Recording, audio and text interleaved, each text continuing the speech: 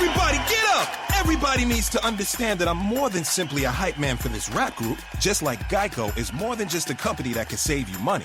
Geico also has fast and friendly claim service, so they can help you when you need it most. And while I do love being a hype man, I also love reading for children's audiobooks. Like Little Bo Peep, she lost the sheep, and she don't know where to find them. Yo! Geico. Expect great savings and a whole lot more. Hello, everyone. You're listening to Show Talk with Angela Butler, and I am Angela Butler. The guest today, Mr. Paul Cates from the Innocence Project. The Innocence Project.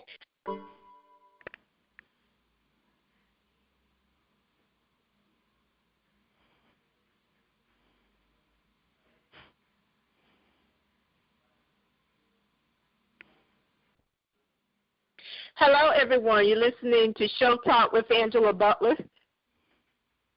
And I am Angela Butler. Today's guest is Mr. Paul Cates. He is with the Innocence Project, and he's on the show to talk about the Innocence Project and what they have done and what they are doing to help people who have been wrongly convicted. Hello, Mr. Cates. Hey, how are you?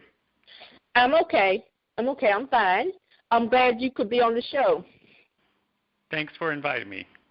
You're more than welcome. So, the Innocence Project, what does it do and how did it start? The Innocence Project is a legal and public policy organization that uses DNA evidence to prove that people have been wrongly convicted of crimes. And we also advocate for reforms that help prevent wrongful convictions. We were started about 23 years ago by Barry Scheck and Peter Neufeld. There were two lawyers who had worked at the Bronx Legal Aid Society in New York, and they were in private practice, and it was around the time that DNA evidence was first started to be used in criminal prosecutions, and they were working on a case and where the district attorney was going to present some DNA evidence, and they got involved in the case, and you know, it was very, very early days, and so they wanted to learn more about this new technology and this new science, and really from there were instrumental in both creating better standards for how DNA evidence is used in courtrooms, but also saw the potential to go back and look at past cases and see where mistakes had been made. And so that's really how we got our start. Okay.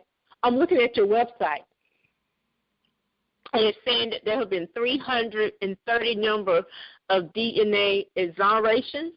It also that's correct. It also goes on to say that the average number of people that do prison time is 14. And then you also have the number 140, which is the number of real perpetrators found. So. Yeah, that's correct. Since our founding, 330 people have been exonerated through DNA evidence. And, you know, unfortunately, most of these cases do take a long time to get to. And the average is 14 years of incarceration. A lot of people actually served, I think the average is actually closer to 14 and a half. And, you know, the total number of years served by these people who've been wrongly convicted is 4,510. So that's just a tremendous number of years really wasted, and people whose lives were dramatically changed by terrible injustice. And a lot of it is done through DNA testing. Now, I have to ask this question about stats and statistics. Is a lot of this racial involved, the convictions, like either for black or brown people, or is it did to as often to other races as it is done to black and brown people, black people? Well, about 62% of people who've been wrongly convicted were African American, about 30% were white, 7% Hispanic, and a very small percentage of Asian people who've been wrongly convicted in the U.S. Unfortunately, the statistics don't tell us very much about the problem of race in the criminal justice system. I mean, it's clear that race is a tremendous problem in the criminal justice system, and that I think we all know. But it's hard to it's hard to figure out what the statistics of the DNA cases tell us about that, other than it's clearly a large percentage of the people who've been wrongly convicted did turn out to have been people of color. But it's hard to make any kind of we'd love to be able to figure out some lessons that could be learned and ways to improve the system to make it less racially biased. And that's one thing we're trying to figure out, but the statistics don't tell you much. We do try to take our cases based on whether or not we believe DNA evidence will prove innocence, and so we, to the best of our ability, we try not to look at the race, we don't consider the race and whether or not we determine we take a case. But there are other factors like who is writing to us. We don't know how many people are writing to us, and maybe we're missing communities that should be contacting us. Okay. All right.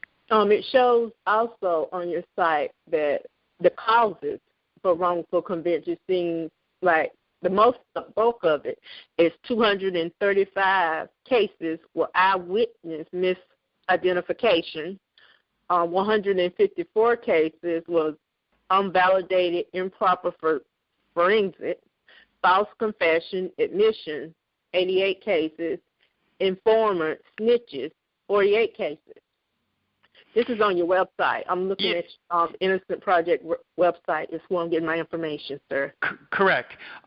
So when someone is exonerated by DNA evidence, what we try to do is we try to figure out what went wrong and why the system failed. And so that these are the causes that we've been able to determine as to what has contributed to the wrongful convictions. As you noted, about 75% or nearly 75% of the cases do involve misidentification. It just turns out that people's memory and their ability to identify someone is really not nearly as well as we would like to believe, and there are actually some ways that the police identification and lineup procedures could be improved to help prevent some of these wrongful convictions. The standard lineup is the police officer will present 6 photos or either 6 people in a lineup, one of whom is the suspect of the crime. And it's usually the person who is conducting that lineup is also the person who knows who the identity of the suspect, who's the detective or one of the officers that's working on the case.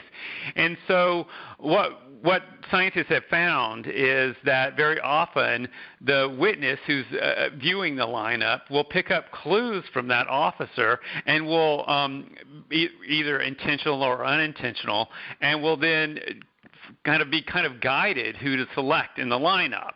So if you, very simple thing to do is to have the person who conducts the lineup be someone who's not involved in the investigation of the case and who doesn't know the identity of the suspect, and therefore the officer can't, give those clues to the witness. Also another thing that we recommend, and it's been recommended by the National Academy of Sciences, is that you ask the witness after there has been an identification how confident they are in the identification. And So you know whether or not they're, how confident they are in their identification at the time that they make the identification. Because if anybody's ever kind of, I guess, sat through a trial or really even watched one on TV, what happens is the witness gets in court and they pick out the person who's sitting at the defense table, and they say that's the person, and the district attorney says, well, are you sure that's the person? And they say, yes, I'm sure that's the person. But so by the time they get to trial, their memory has evolved to the point that they're convinced that they are right, and that's the person who committed the crime. So if you can kind of gauge what their level of how sure they are in the identification at the time they make the identification, you have a much better sense, and juries will be much better able to judge whether or not the identification is accurate. Okay. Also, I'm reading about enforcement of existing requirements, and you talk about a grant program called the Paul, I hope I pronounced his name right, the Paul Coverdale Forensic Science Improvement Grant. And it was started, I believe, it says here, in 2004, Justice for All Act, which passed by Congress and signed by law by President Bush. And this law states, according to your website, states must have oversight mechanisms in place if they receive federal money for the crime labs. Would you explain that a little better than what I did? Yeah, so, basically what that act is designed to do is to make sure that crime labs are, there's better oversight over them. Most states do probably, I don't actually know how many, but probably almost all of them do receive federal funds for maintaining their crime labs. And so this is just a way for the federal government to ensure some protocols are maintained against crime reps around the country. You've probably heard there's always some kind of scandal popping up at a crime lab, at crime labs around the country. It generally tends to be people who are employed at the labs who are bad actors, and their actions have very serious consequences for the cases that they're working on, and so this is just an attempt to try to have better standards and make sure that labs are operating more reliably. Okay. Also, it says that in the latest articles posted on July 23rd, 2015 at 3:09 p.m., it says that Kirk Bloodsworth urges support of DNA testing and innocent programs at Summit. And it says that Kirk Bloodsworth is the first person in the United States to be exonerated from death row through DNA testing. Yeah, correct. Kurt was the first person who served time on death row to be exonerated by DNA evidence. He yesterday testified or presented at a conference in D.C. that was trying to look at ways to improve the criminal justice system. It's a new effort. It's supposed to be a bipartisan effort involving people on both sides of the aisle to try to improve the criminal justice system. And Kurt went and talked about his experience of being wrongly convicted and serving time on death row, and the need for the federal government to fund programs to protect the innocent people who are incarcerated. There's actually a grant program in his name that provides better access to DNA testing to states. And even though this doesn't give a name, it's posted on July 21st, 2015 at 5 p.m. It says Chicago man's murder convictions vacated after DNA excludes him.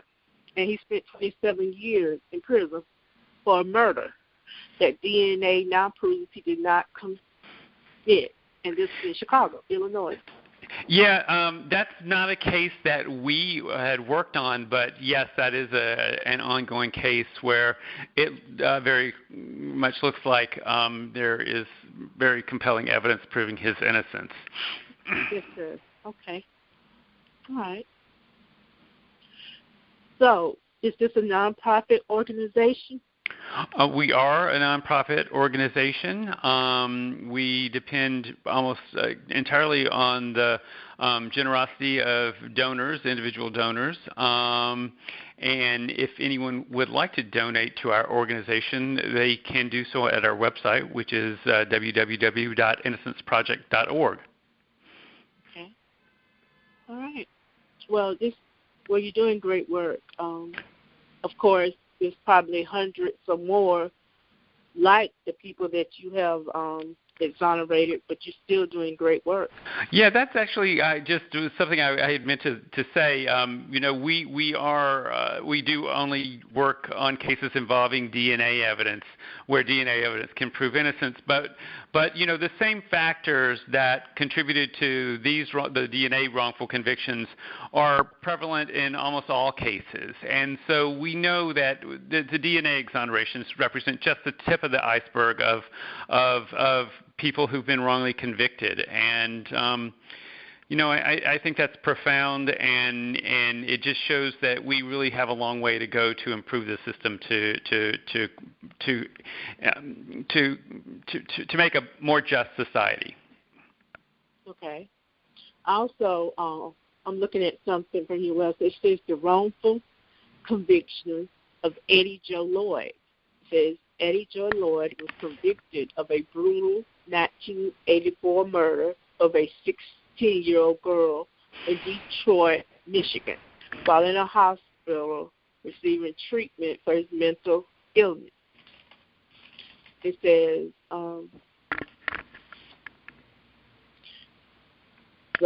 he was, from looking at things, his conviction was overturned. Yeah, I mean, Eddie is unfortunately... It's about his mental state, and that he served, it doesn't say how long he was convicted. It says that it was in 1984, he was convicted of a brutal murder of a 16-year-old. Yeah, absolutely. I think he ended up spending 17 years in prison for a crime he didn't commit. I mean, in his case, this really illustrates how people with mental disabilities are particularly disadvantaged when they get involved in the criminal justice system. We know that they're much more susceptible to falsely confessing to crimes that they didn't commit, and it's really a shame that I think law enforcement needs better training and to figure out how to better respond when they're dealing with people who have mental disabilities. Okay, mental disability. Okay, all right. I hope things do change for the better for everyone. But I have to ask this: do you have a countdown? A statistic of how many people that were mentally ill? I don't know how many people who had mental disabilities who were wrongly convicted. I don't know. I know that he is not the only one. Okay. Also, this is not on your website, and correct me if I am wrong, but here in the United States, there was a prosecutor that was charged with doing wrong of some sort on a case. Is that true? You don't know about that? Well, the first prosecutor, it says? We had a case of Michael Morton, who spent about 25 years in prison for the murder of his wife, and it turned out that after a decades-long fight of trying to get access to some crime scene evidence, we were able to prove his innocence through DNA testing.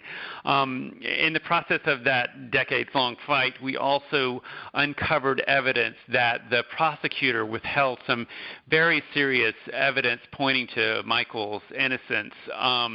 Essentially, the 3-year-old son had watched the murder and actually told his grandmother, the victim's mother, immediately after the trial that Michael didn't commit the crime. And that evidence was never turned over to Michael's defense team. And there was also evidence that someone had tried to use the victim's credit cards, also indicating that it was a third-party intruder and not Michael who had committed the crime. And so we were able to get the state of Texas to bring a criminal prosecution against the prosecutor in that case. I don't think that was the very first case. There have been a handful of cases over the years where prosecutors have been criminally prosecuted for their misconduct, but it is extremely rare. The system really isn't set up well to deal with prosecutorial misconduct. It's very often the prosecutor's offices where the prosecutor worked who were charged with investigating the cases, and I think just as you can imagine, those offices are very reluctant to prosecute one of their own. And so it very rarely happens. And it's also compounded by the fact that prosecutors have a lot of immunity for their misconduct. The Supreme Court has ruled that it's virtually impossible for someone who's been wrongly convicted to civilly sue a prosecutor for their misconduct. There's a case that went before the Supreme Court of John Thompson. He was on death row in Louisiana for many years for a couple of crimes that it turned out he didn't commit. He had sued the prosecutor's office in New Orleans for prosecutorial misconduct. He won a $14 million verdict for the misconduct, one for each year he was on death row. And the Supreme Court overturned that verdict and said prosecutors are, almost virtually, there's almost no way you can sue them for their misconduct. Okay. All right. So what do you think about what's going on here with the police, with the murders and the killings by police officers? What's your opinion on that, sir? Well, I think one of the big lessons that we've learned from our work is that oftentimes it's very easy for police to jump to conclusions and to jump to conclusions is what we call tunnel vision, and so they create they start to believe a situation before there's real proof of what has happened, and so rather than really investigating and trying to figure out what actually happened, they've already formed an opinion in their mind. And what I think we need to do, and I think that police need to do, is they need to better training and how to eliminate this bias that really is, it happens. We see it happening in the worst with police who have this incredible amount of power, but it happens in every profession. And we really do need, the police especially need to be better trained in how to recognize this bias and how to eliminate it in their work. And I think it's critically important, because as we see with some of these cases like Eric Gardner here in New York, it's just the outcomes are just devastating. Yes, sir, it is. It is. It's horrible. You're telling the truth. I'm looking at something here on the Innocence Project website. It says 10 things anyone can do to help exonerate innocent people and prevent wrongful commissions. I'm going to read those 10, okay? Sure. I'd love for you to. It says, get connected to stay informed and take action. Number 2, donate to the Innocence Project. Number 3, build relationships with elected representatives. It says connect with a local innocent network organization. Number 5 is reach out to the media. Number 6 you have on the Innocent website, become more knowledgeable about wrongful convictions and spread the word. Number 7 is engage allies in addressing wrongful convictions. Number 8 is work with prisoners and their families in your community. It says just with many exonerees and their families, talk about how isolated and ignored prisoners feel. That's number 8, work with prisoners and their families in your community. Also says learn about local procedures and help improve them. And number 10 goes on to say host a local fundraiser and educational event. So that's great. That's great. Are you just in one state, the Innocence Project? The Innocence Project is in New York, but we work nationally. However, we're a member of an organization called the Innocence Network. And there are about, I think, 67 Innocence Network organizations around the world. 55 of them are here in the United States. And there is almost every state has an Innocence Network organization. They have a website. Many of them go by the name of. Many of them use the Innocence Project name. But there's a website called innocencernetwork.org that lists all of the organizations. So if anyone wants to find out if there's any ways to get involved in one of those organizations, I would really encourage them to go to innocencenetwork.org.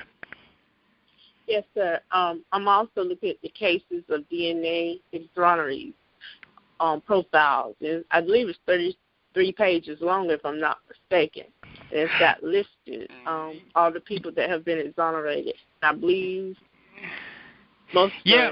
we try to provide a snapshot of all of the 330 cases.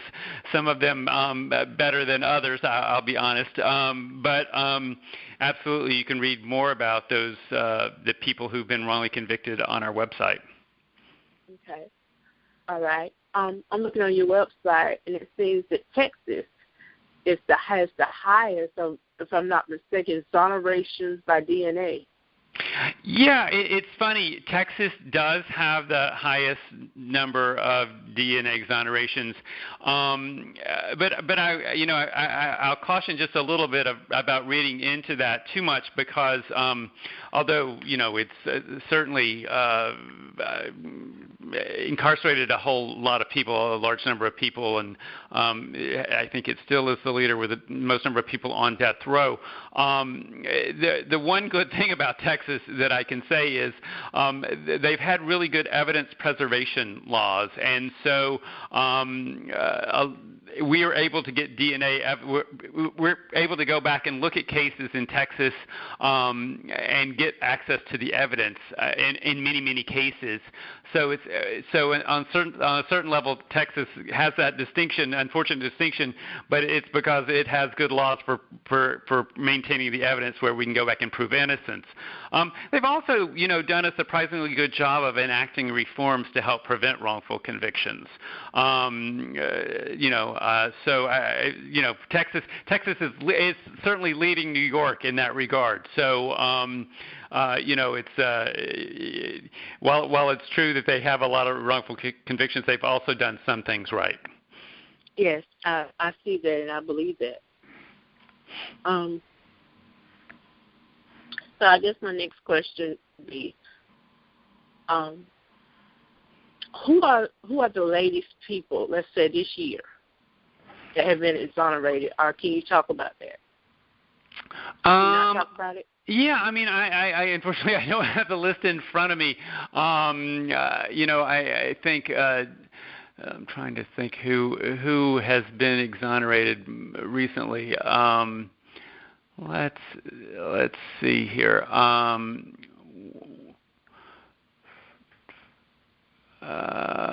Nathan Brown is one of the more recent people that we've exonerated in New Orleans. terrible case. He was a woman was attempted. Someone tried to rape a woman at the apartment complex where he moved. He had recently moved to. And to talk about, the racism in the system, I think this is a pretty good case to illustrate that. And Nathan was actually upstairs, nursing, taking care of his child who was about to putting her to bed when he hears a knock on the door, and the police come in. They bring him downstairs. They conduct a show-up procedure where they just take him and put him in front of the complaining witness. She's unable to identify him initially, and she says, "Can I get closer to him?" She then smells that he has taken a shower, and she had told the person that told the police that the person who had attacked her had a bad odor about him. And so she makes this assumption because he had taken a shower. She conflates the fact that he had taken a shower and he was didn't have a bad odor as proof that he actually did it. He's then tried in a matter of one day and convicted, and then served 17 years before we were able to do DNA testing that could prove his innocence. Okay.